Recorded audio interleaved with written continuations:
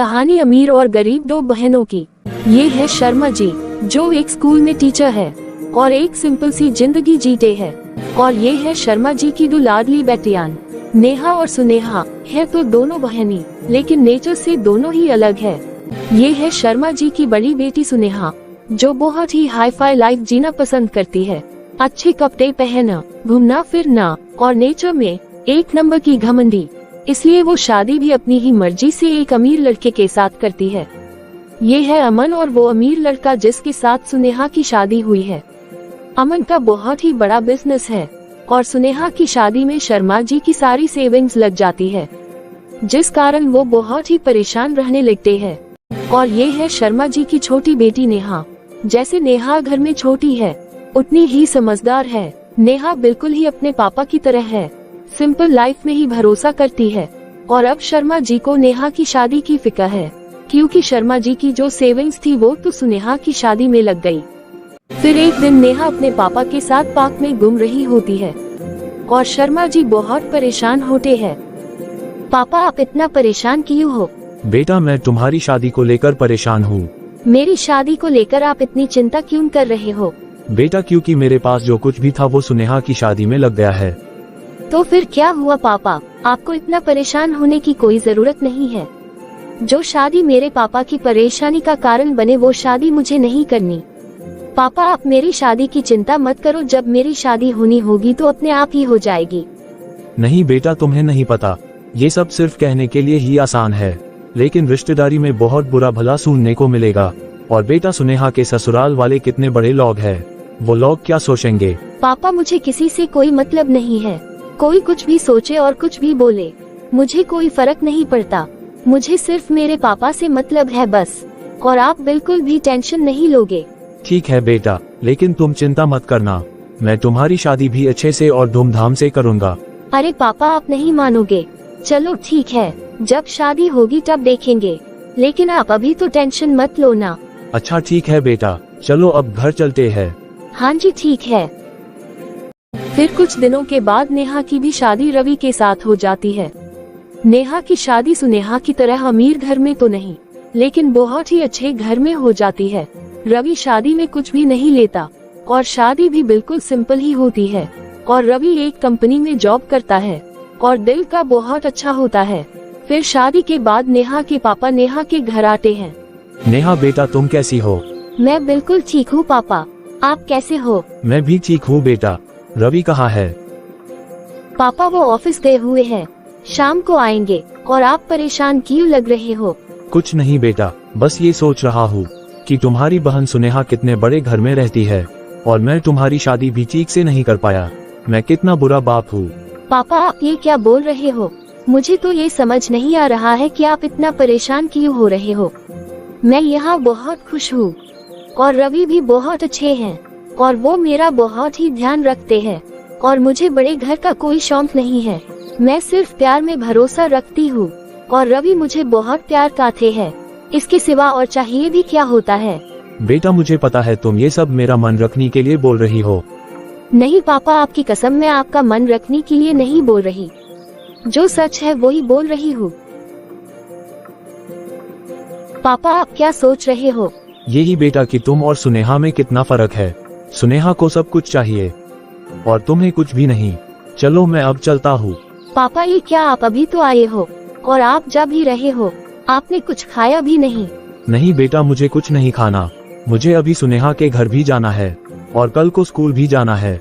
अब स्कूल से छुट्टी भी नहीं ले सकता। चलो पापा ठीक है, जैसे आपको ठीक लगे। फिर शर्मा जी अपनी बड़ी बेटी सुनेहा के घर जाते हैं। बेटा सुनेहा, तुम कैसी हो? मैं तो बिल्कुल ठीक हूँ पापा, आप कैसे हो?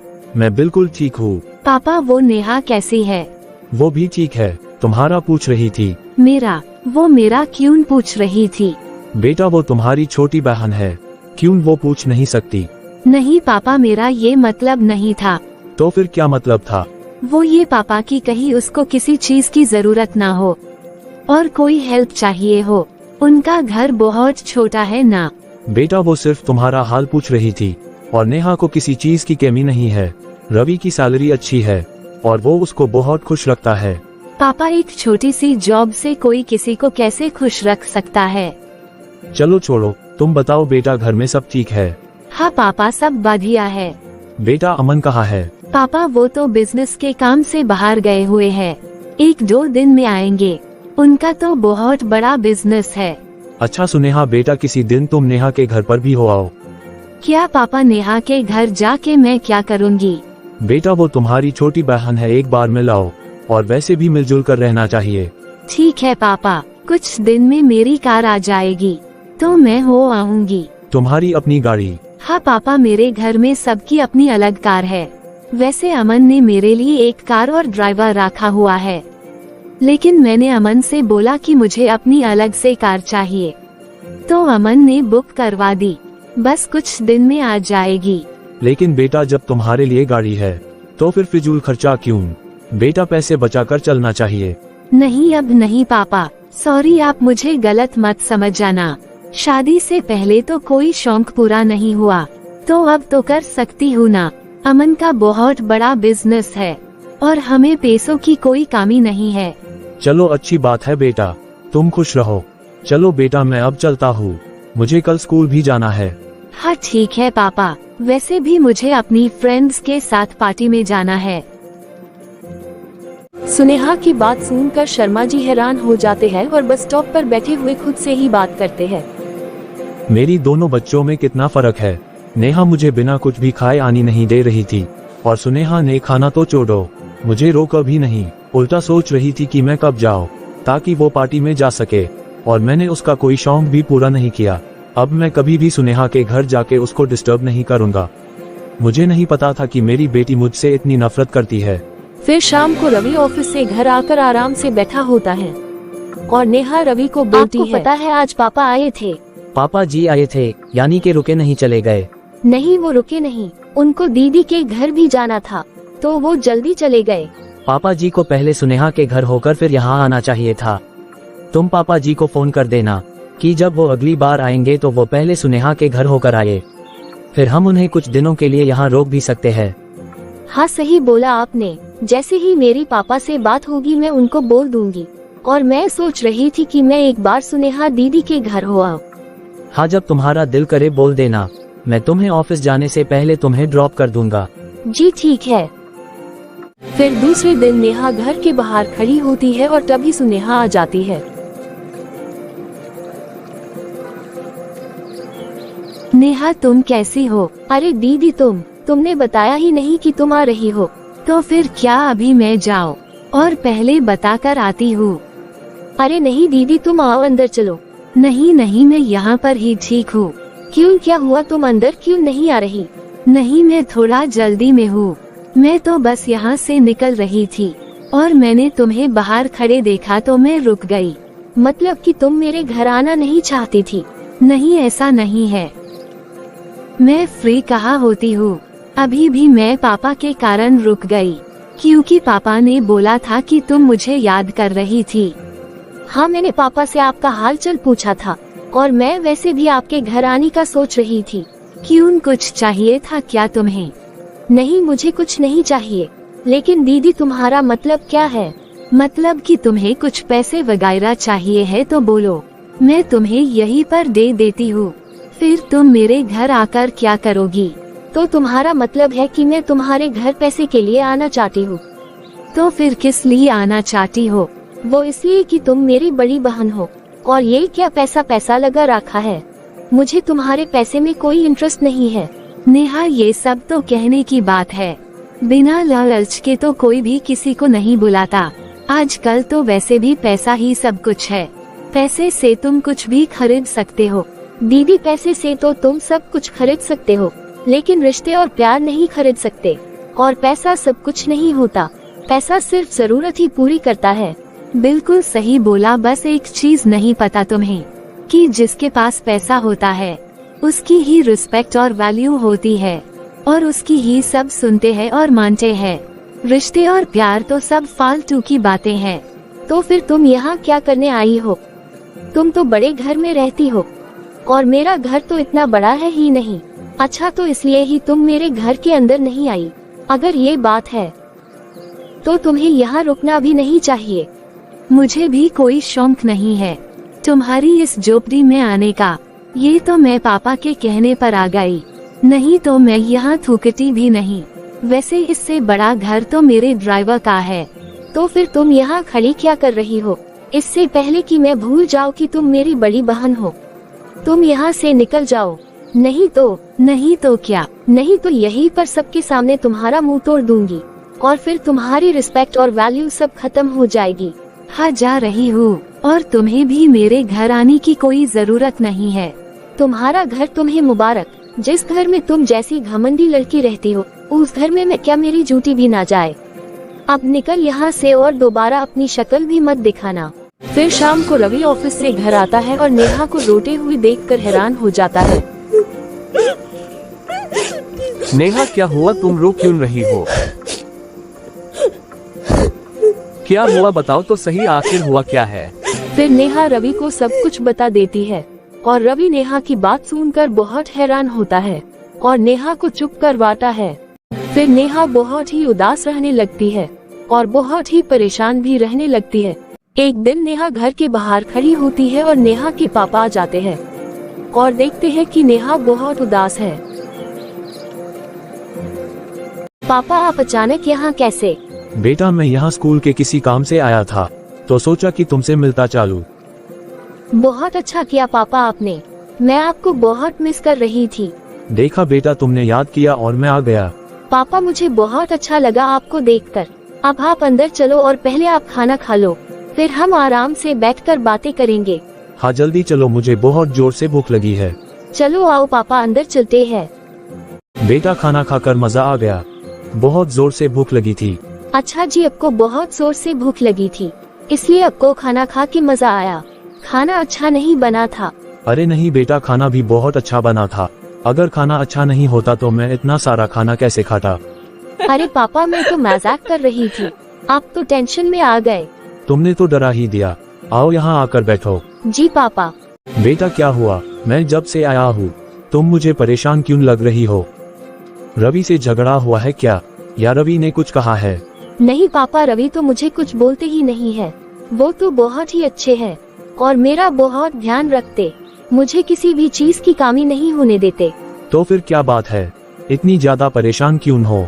कुछ नहीं पापा, रहने दो, आप परेशान ना हो, मुझे कुछ नहीं हुआ है, बस थोड़ा सा मूड खराब है, 1-2 दिन में ठीक हो जाएगा।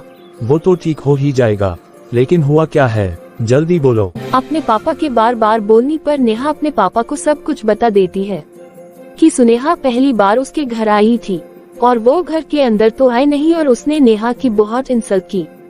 ये सब कुछ सुनकर नेहा के पापा भी बहुत हैरान हुए और उनको भी बहुत बुरा लगा। फिर उसके बाद, बेटा, तुम ये सब बातें अपने दिमाग से निकाल दो। तुम सुनेहा की बातों के बारे में सोचकर अपनी तबीयत मत खराब कर लेना। बेटा, इसमें उसकी गलती नहीं, शायद मेरी परवरिश में ही कोई कमी रही जिस कारण वो ऐसी है। आज अगर तुम्हारी माँ होती तो शायद वो ऐसी ना होती। नहीं पापा, आप ये क्या बोल रहे हो?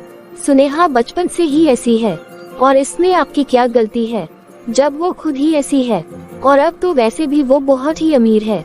नहीं बेटा, मेरी ही गलती है, क्योंकि मेरी वजह से उसको अपना मन मारना पड़ा है हमेशा, और मैं उसकी जरूरत कभी भी पूरी नहीं कर पाया। पापा, आप ये सब क्या बोल रहे हो? इसलिए ही मैं आपको कुछ नहीं बता रही थी। बेटा, ये सब तुमने थोड़ी बोला है। तो फिर किसने बोला है? छोड़ो बेटा, तुम इतना मत सोचो। बेटा, घर छोटा बड़ा होने से कुछ नहीं होता और पैसे कम ज्यादा होने से कुछ नहीं होता। इंसान अच्छा होना चाहिए। पापा, आप इतना क्यों सोच रहे हो? वो तो है ही ऐसी, लालची और घमंडी। वही तो बेटा, मैं सिर्फ एक टीचर हूँ और मैं अपनी सैलरी से तुम दोनों को पढ़ा सका, लेकिन जरूरत नहीं पूरी कर सका। पापा, आपने कोई कमी नहीं रखी। ये बात सुनेहा ना समझे, लेकिन मुझे जरूर पता है।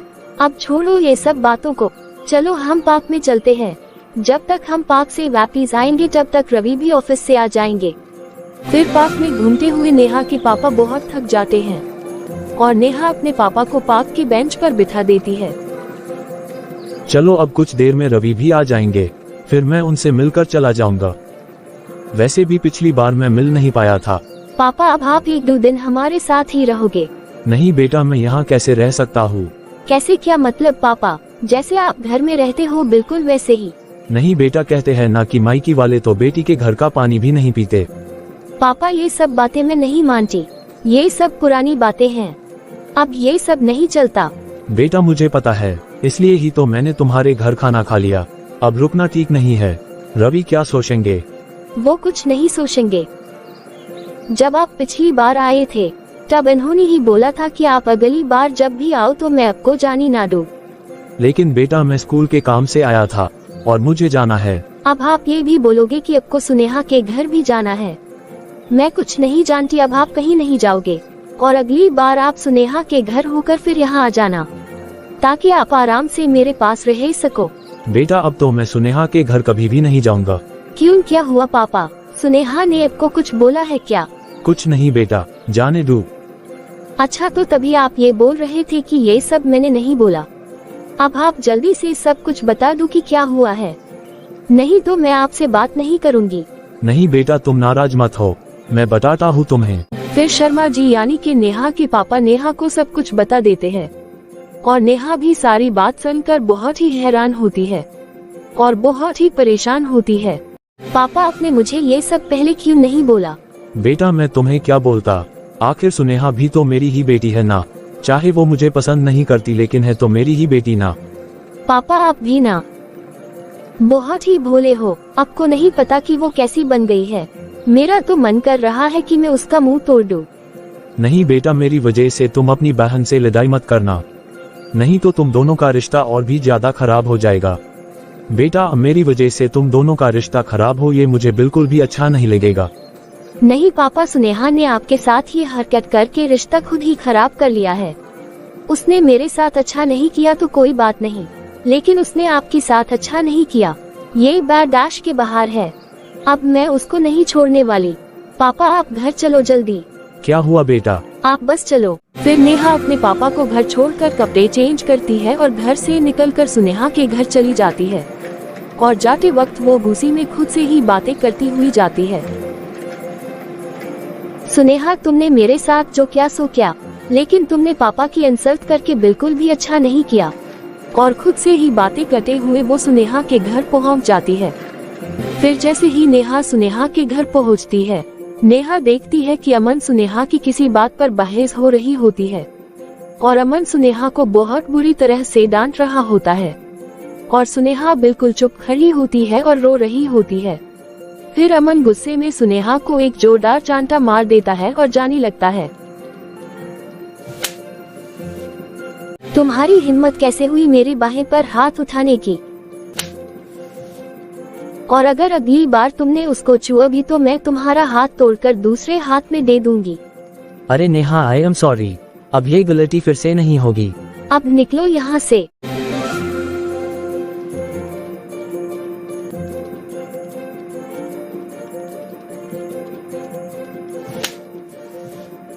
अब तुमने मुझे क्यों मारा? वो इसलिए क्योंकि तुमने पापा की जो इंसल्ट की थी ना, इसलिए।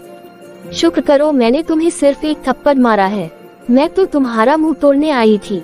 तुम्हारी किस्मत अच्छी है, तुम मेरे हाथ से बच गई, नहीं तो मैं सच में तुम्हारा मुंह तोड़ देती। नेहा आई एम सॉरी, मैंने बहुत गलत किया है। मैंने तुम्हें कितना बुरा भला बोला, लेकिन फिर भी तुमने मेरा साथ दिया। मुझे माफ कर दो। तुमने जो मेरे साथ किया मुझे उसकी परवाह नहीं है, लेकिन तुमने पापा की इंसल्ट करके अच्छा नहीं किया। निकल गया ना पैसे का घमंड। जिसने तुम्हें पैसा दिया उसने तुम्हें मारा और तुमने कुछ भी नहीं बोला। और एक है पापा जिसने तुम्हें बचपन से ही इतना प्यार किया कि उन्होंने तुम्हारी गलती पर कभी तुम्हें डांटा भी नहीं और तुमने उनकी इंसल्ट की। अब खबरदार, तुम कभी भी मेरे और पापा के पास कभी भी आई तो मैं तुम्हारा मुंह तोड़ दूंगी।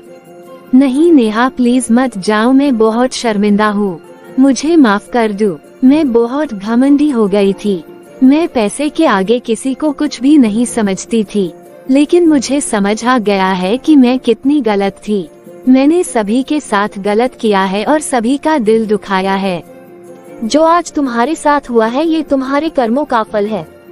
जो तुमने सबके साथ किया आज वो सब तुम्हारे साथ हो गया। अब बोलो कैसा लग रहा है? अब ये गलती दोबारा नहीं होगी, प्लीज मुझे माफ कर दो। ये माफी मुझसे नहीं पापा से जाकर मांगो, समझी के नहीं? या फिर एक और थप्पड़ लगाऊं, फिर और ज्यादा अच्छे से समझ आ जाएगा। नेहा तुम्हें जितना मारना है मार लो, लेकिन मुझे माफ कर दो। ठीक है, अब घर चलो और पापा से माफी मांगो, और कोई नाटक नहीं चलेगा, नहीं तो मुझसे बुरा कोई भी नहीं होगा। फिर सुनेहा अपने पापा से माफी मांगने के लिए नेहा के घर आ जाती है, और शर्मा जी सुनेहा को देखकर हैरान हो जाते हैं, और सुनेहा अपने पापा के सामने बहुत ही शर्म फील करती है। सुनेहा बेटा तुम यहाँ कैसे? और नेहा कहाँ है? नेहा बाहर है, पड़ोस वाली आंटी से बात कर रही है। अच्छा ठीक है, लेकिन तुम्हें क्या हुआ, तुम इतनी उदास क्यों हो? कुछ नहीं पापा, मुझे मेरे कर्मों का फल मिला है। ऐसा क्यों बोल रही हो बेटा, आखिर हुआ क्या है? पापा मैंने जो आपके और नेहा के साथ किया है, आज मुझे उसकी सजा मिल गई। बेटा आखिर हुआ क्या है, बोलो तो सही। पापा आज मेरा और अमन का झगड़ा हो गया, और उसने मुझे बहुत सुनाया और मुझ पर हाथ भी उठाया। उसकी इतनी हिम्मत, चलो मेरे साथ, मैं उसका मुंह तोड़ दूंगा। उसकी हिम्मत कैसे हुई मेरी बेटी पर हाथ उठाने की? चलो मेरे साथ। नहीं पापा, नेहा ने पहले ही उसका मुंह तोड़ दिया है, अब वो कभी भी ऐसी हरकत नहीं करेगा। नेहा ने कैसे? क्या सच में नेहा ने अमन को मारा? हाँ पापा, और वो भी इतनी बुरी तरह से कि वो शर्म के मारे वहाँ से चला गया, और उसने तो मेरा भी मुंह तोड़ दिया, और वो भी 2 बार। क्या? लेकिन क्यों? नहीं पापा, उसने बिल्कुल सही किया, मेरे साथ ऐसा ही होना चाहिए था। उसके कारण ही आज मुझे समझ आया है कि फैमिली से बड़ा कुछ भी नहीं होता। पैसा तो सिर्फ जरूरत ही पूरी करता है, पैसा रिश्ते से बड़ा नहीं होता। पापा आई एम सॉरी, सबसे ज्यादा मैंने आपके साथ बुरा किया है। आप पहली बार मेरे घर आए थे, और तभी मैंने आपकी इंसल्ट कर दी। प्लीज आप मुझे माफ कर दो। बेटा तुम माफी मत मांगो, तुम्हें अपनी गलती का एहसास है, मेरे लिए बस इतना ही बहुत है। बेटा तुम दोनों बहनी अच्छे से मिलकर रहो, और मुझे क्या चाहिए? और नेहा इतनी बड़ी कब हो गई, मुझे नहीं पता था। पापा मुझे भी आज ही पता चला कि वो कितनी खतरनाक है, और बहुत ही ज्यादा समझदार भी, और मैं कितनी नासमझ। कोई बात नहीं बेटा, वक्त सबको समझदार बना देता है। अब तुम भी समझदार हो गई हो, अब दोबारा ऐसी गलती मत करना। जी पापा। इतनी में नेहा भी आ जाती है, और फिर सुनेहा नेहा और अपने पापा से फिर से माफी मांग लेती है, और सभी हंसी खुशी मजे करते हैं। और दोस्तों, इस कहानी से हमें ये समझ आता है कि अपनों के साथ सही व्यवहार रखें, और उनकी छोटी मोटी गलतियों को नजरअंदाज करें। चलो फिर मिलेंगे।